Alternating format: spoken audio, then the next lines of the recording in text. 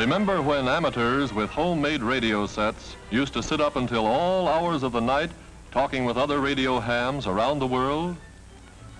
How they'd pick up a lad in Fairbanks, Alaska that was someday to pioneering with elements capable of girdling the globe.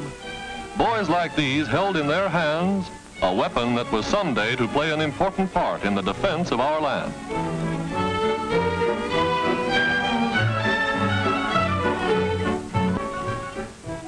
We begin our story on a day in 1943.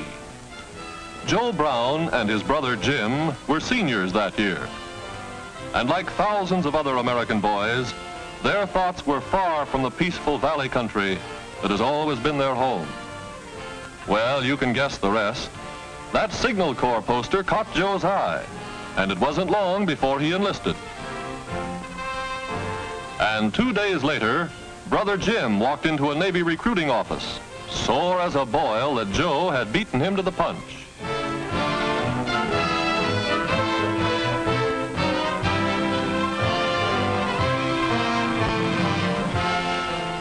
Both got their orders to shove off the same day. Naturally, the folks were down to see them leave.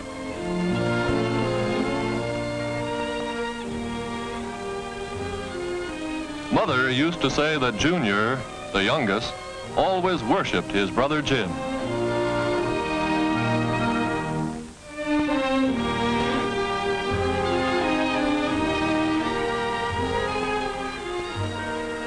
Dad and Mother, of course, were pretty brave about it all.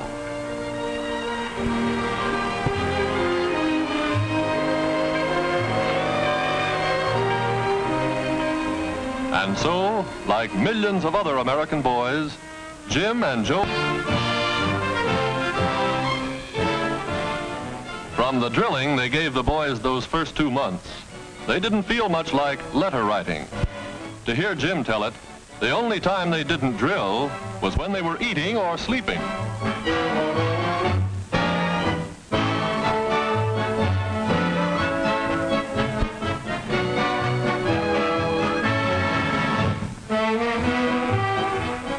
But after the basic training every serviceman has to go through, we got our first real letter from Jim.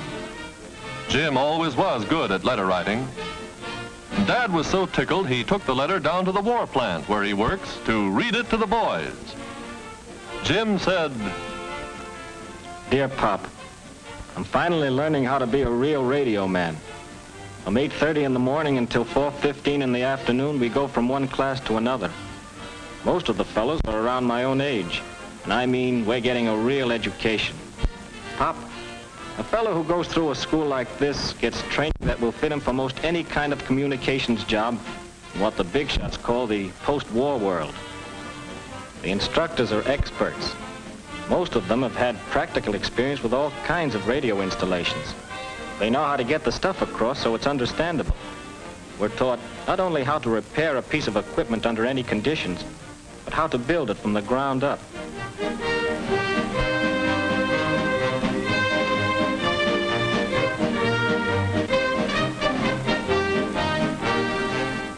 Of course, the big radio manufacturers are working exclusively for the Army and Navy and keep us posted on all the latest improvements.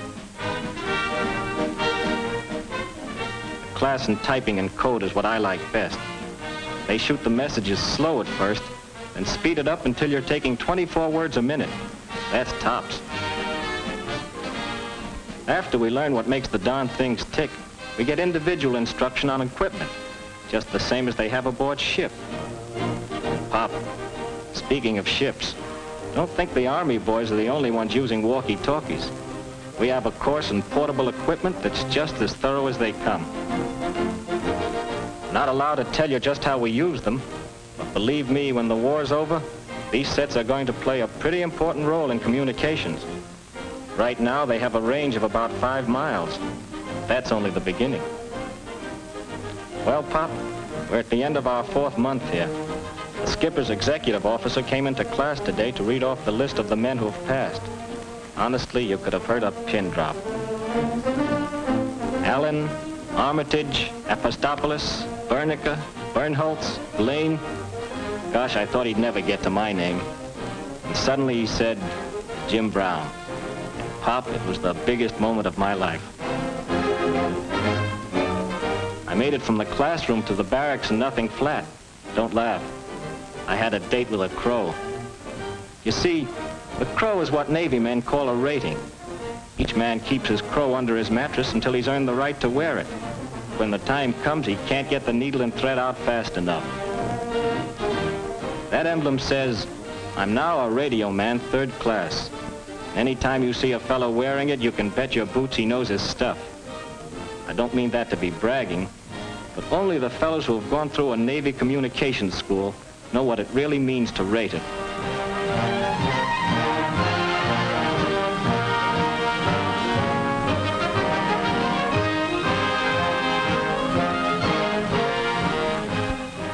Next day, with the skipper doing the honors, we marched out on the parade ground to get our diplomas. I wish you could have been there, Pop, but I know you have a war job, and besides, the government doesn't want people traveling around the country unless they have to.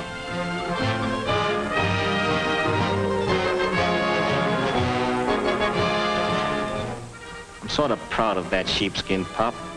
I'm mailing it home to you and Mother.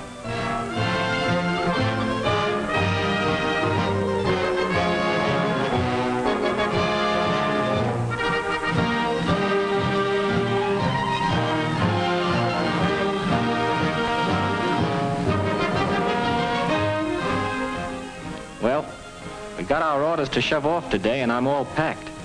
I can't tell you where we're going, but I'm on my way. Yes, the folks back home are sort of proud of him, too. It seems that just about the time Jim wrote he'd finished school, Brother Joe wrote that he was leaving for maneuvers.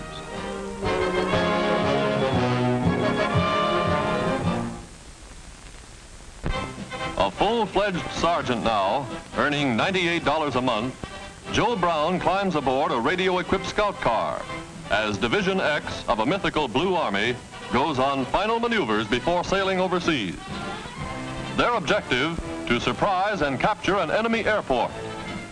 How radio plays its dramatic role in modern warfare is graphically portrayed as we follow a motorized striking force into the field.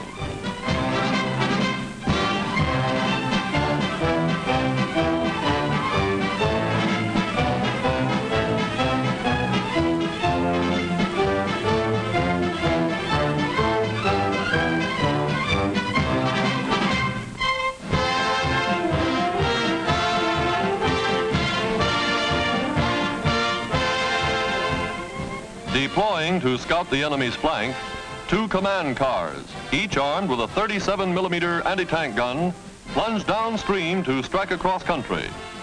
By radio installed in the cars, the patrol is in constant communication with the main force.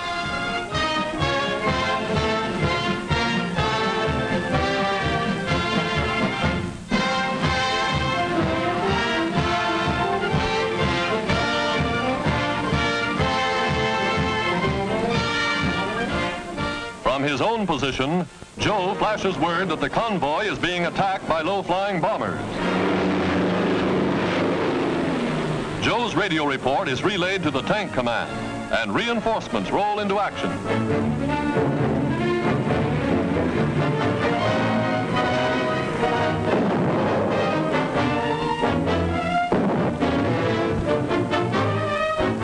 Radio, serving in many coordinator of modern battle.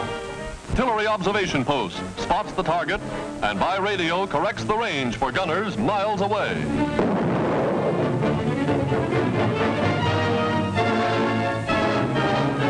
Calling base point, 300 right, 400 short, shell Mach 1. Fuse short, right 40.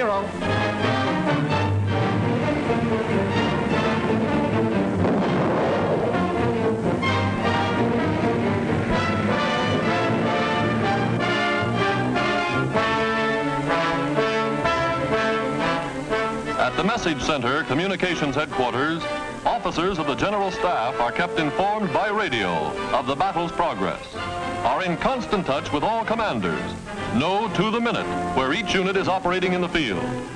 A courier unable to contact his unit dashes back for the nearest portable equipment to get his message through.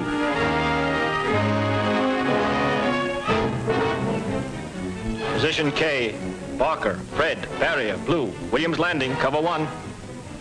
By radio, our sergeant gets the message and contacts a reconnaissance plane scouting the area. Radio, coordinating the action. Radio, making possible combined operations between all branches of the service.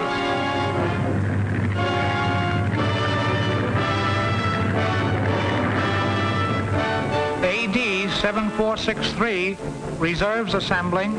Fire for effect at my command. And by radio, a message plucked from the skies is transmitted to reinforcements waiting to be called up. Here is radio, performing swiftly and efficiently in the heat of battle. Ace point, 1 right, 2 short. Range 4,000. Fire! Airborne, calling airborne. This is Ridgely White. Airborne, this is Ridgely White. Airport, okay to land. Come on in. Over. Yes, radio flies with the paratroops, lands with the men, ready for instant action. Calling airborne squadron 2, Ridgely Black. First wave landed. Come on in. Over.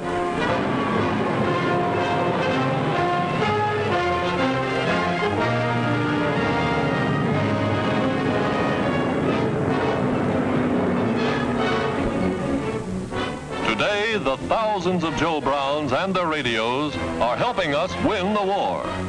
The magic of radio bridging space faster than the most powerful plane.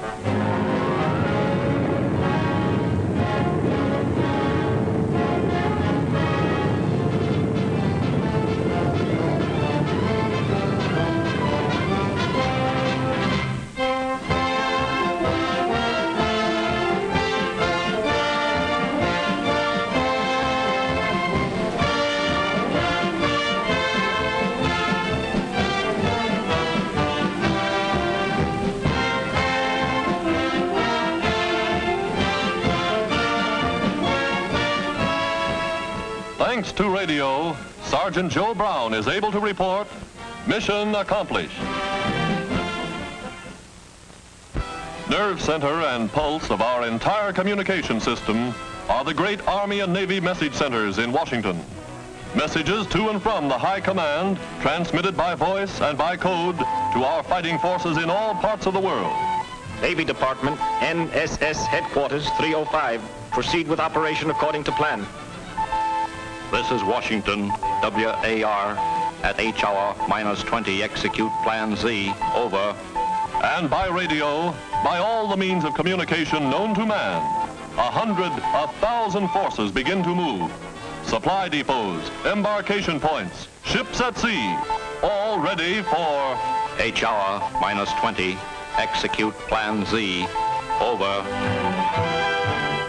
And so, from an unnamed port, troops whose regiments shall also be nameless board a transport that bears only a number. Plan Z is being put into operation.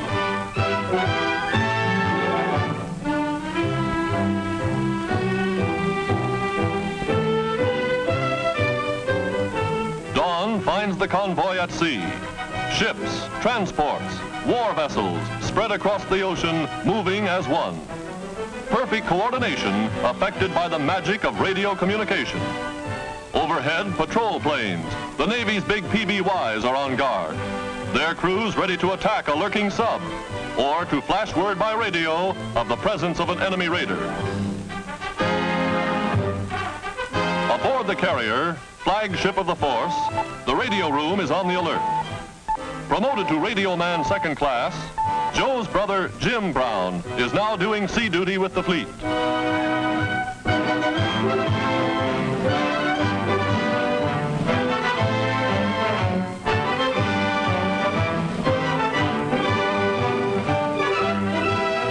Now, steaming boldly into enemy waters, warships clear decks for action.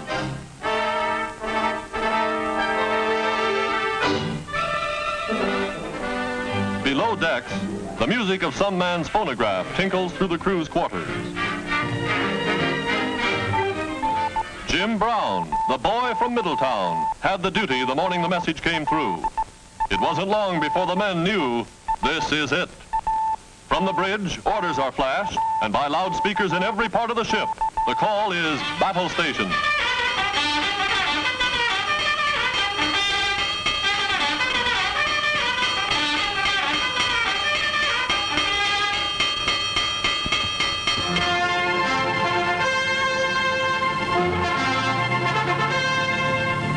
On the flight deck of the flat top, the aerologist gauges the wind. The Airedales are ready for action. Now, all they've learned, all they've trained for, is put to the test. Pilots, gunners, radio men know that the honeymoon is over.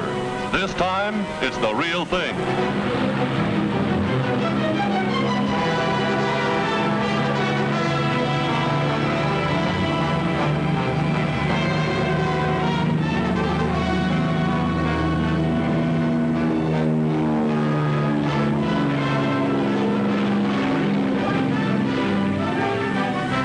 Carrier's batteries swing on target. In the radio room comes final word from the fighter squadrons. Enemy planes attacking in force.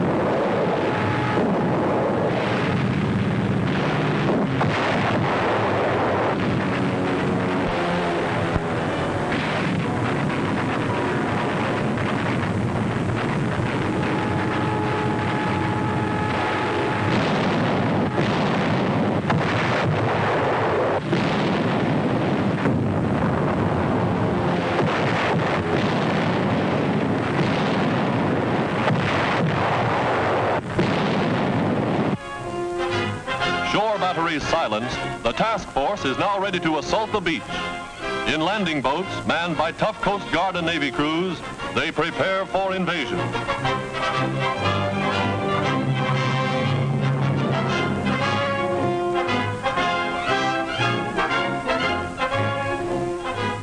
Troops trained in amphibious operations swarm ashore. This is the pattern for modern war.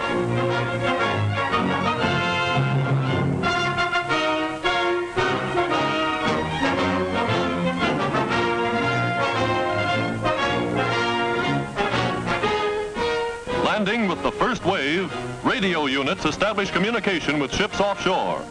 And look who's here, the same Sergeant Joe Brown we last saw training in America. No training camp now. Those machine guns are spitting red-hot lead. Their job done, fighter planes return to the carrier to refuel, rearm, and stand by to repel any new attack from the sky.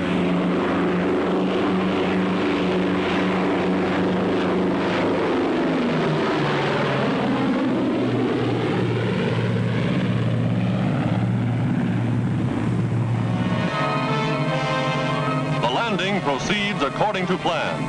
Troop reinforcements, heavy equipment, big guns and amphibious tanks.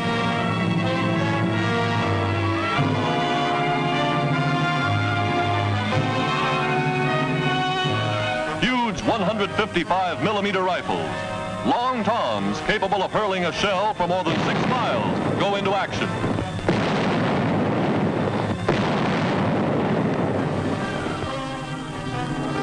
Following in the wake of the artillery barrage, jungle fighters press forward, wiping out snipers and enemy pillboxes one by one.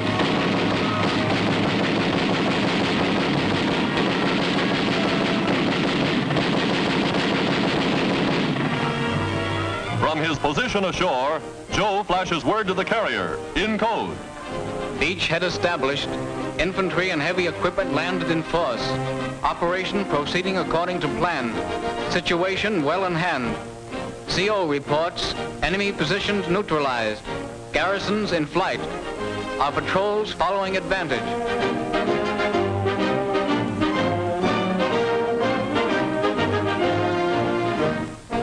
Yes, it could happen even in wartime.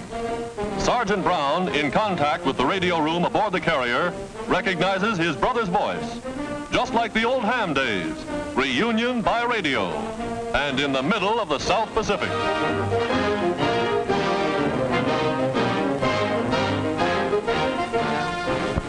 And back in Washington, thanks to radio equipment, American men and women of industry, thanks to the courageous use of radio by the United States Army Signal Corps and the United States Navy Communications Department, of the dramatic story of radio at war.